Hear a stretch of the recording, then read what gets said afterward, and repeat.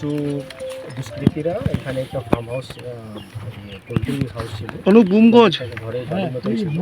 তো এরা সামান সব কিনে নিয়ে এসে আগুন লাগিয়েছে।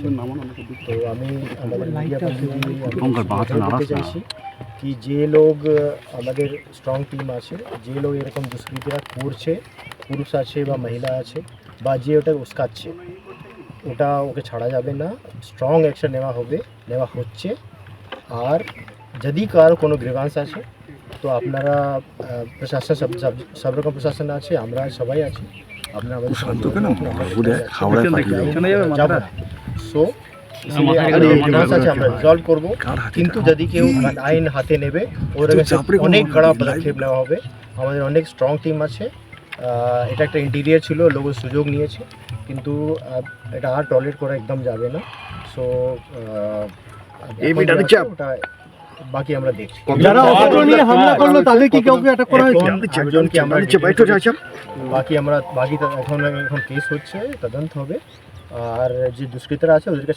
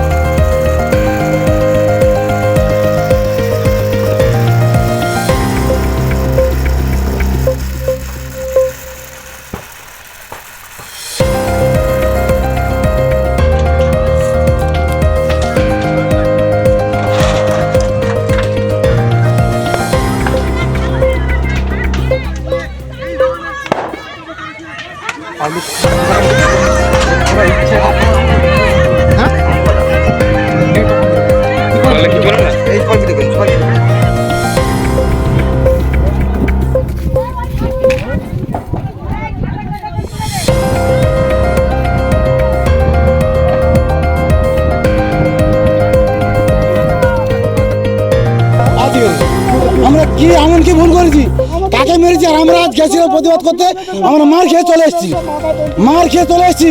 আজ আমাদের কেউ আজ পর্যন্ত এই প্রশাসনকে আমাদের কাউ ঠেকায় নেই, কাউকে আমাদের ঠেকায় নেই। আমাদের টিএমসির লোকেরা, আমরা তো টিএমসির লোক ছিলাম, আমাদেরকে ধরে নিয়ে যাচ্ছে। প্রতিবাদ করে কোথায় নিয়ে যাবেন এখন অফিসাররা জানেন, পুলিশরা ধরে নিয়ে যাচ্ছে। আপনাদেরকে মারলো কেন? আমাদেরকে মারলো কেন? প্রতিবাদ করতে গেছিলাম। কিসের প্রতিবাদ? আমাদের গরিব মানুষ জমি জায়গা করে নিয়েছে সেই বস্তার দল, ওরা আর মেহিন চালিয়েছে, গুলি করেছে ওপরে গুলি করেছে। আবার জানেন আপনার নাম? আমার নাম নিত্য মুন্ডা।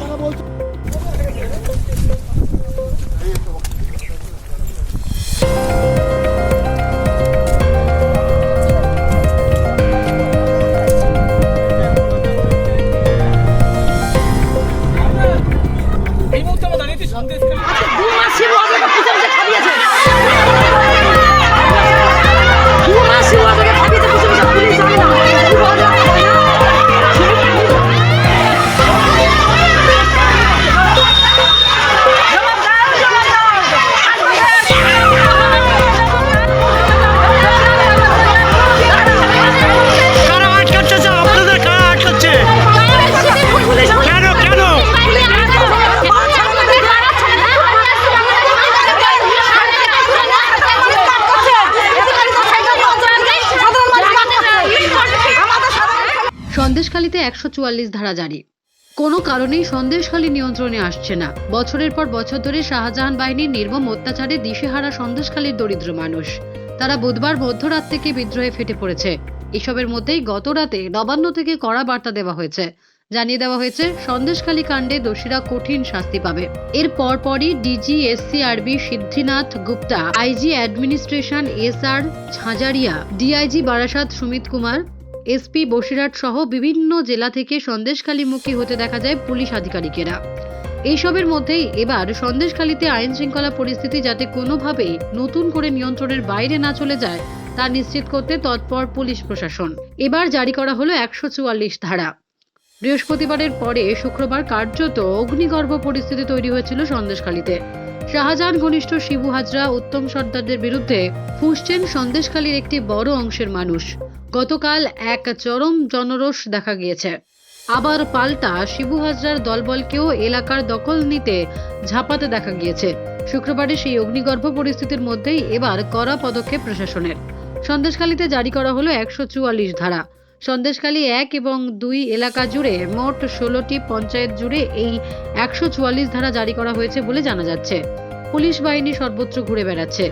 এদিকে যে বা যারা শাহজাহানকে লুকিয়ে রেখেছে তারা যদি শাহজাহানকে আত্মসমর্পণ করাতে পারে তাহলে হয়তো সমস্যা কিছুটা মিটবে বলেই অনেকে মনে করছে। Bureau report, D Bangla news.